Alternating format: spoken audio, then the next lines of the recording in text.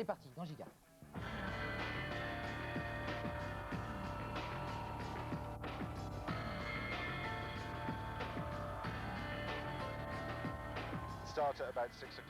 Tout démarre le matin vers 6 heures, avec le déchargement du matériel.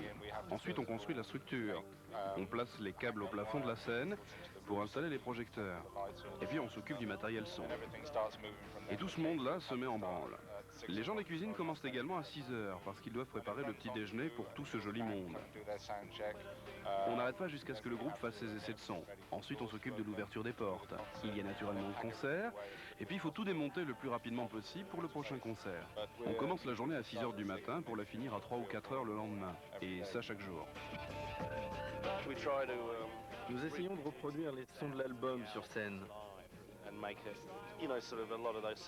La plupart des morceaux sont très dansants, donc il doit y avoir beaucoup de basses. Il faut du punch. On essaie d'être le plus fidèle possible aux versions du disque. La particularité de ce spectacle, c'est que la scène est très large, très ouverte et très sophistiquée. C'est une immense suite d'images. Quand on choisit le rouge, tout doit être rouge. Quand on part dans les bleus, tout devient bleu. Il y a souvent de grands contrastes. C'est très intéressant visuellement. Attention, voilà un endroit que vous ne visiterez jamais. Nous voici dans les loges du groupe. Ici, vous êtes dans les salons de repos, où le groupe joue au baby-foot avant de monter sur scène. Là, c'est leur système stéréo avec des jeux vidéo, Mega et Nintendo entre autres.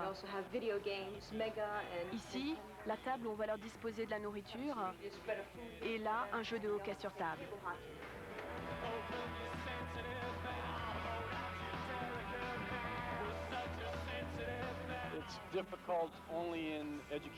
La difficulté pour la sécurité est d'éduquer les jeunes. On les a souvent trompés et la sécurité s'est pas mal opposée à eux. Notre philosophie depuis 5 ou 6 ans est de communiquer avec les jeunes plutôt que de les affronter. Pendant la dernière tournée, nous avons vendu 400 000 t-shirts. Et cette fois, je pense que nous allons faire encore mieux, car il y a plus de concerts. En Amérique, ils préfèrent les t-shirts aux produits en papier. Mais en France, on vend surtout des programmes et des posters, plus que partout ailleurs. Puis, c'est au groupe de monter sur scène. Mais ça, c'est une autre histoire que vous suivrez demain dans Giga.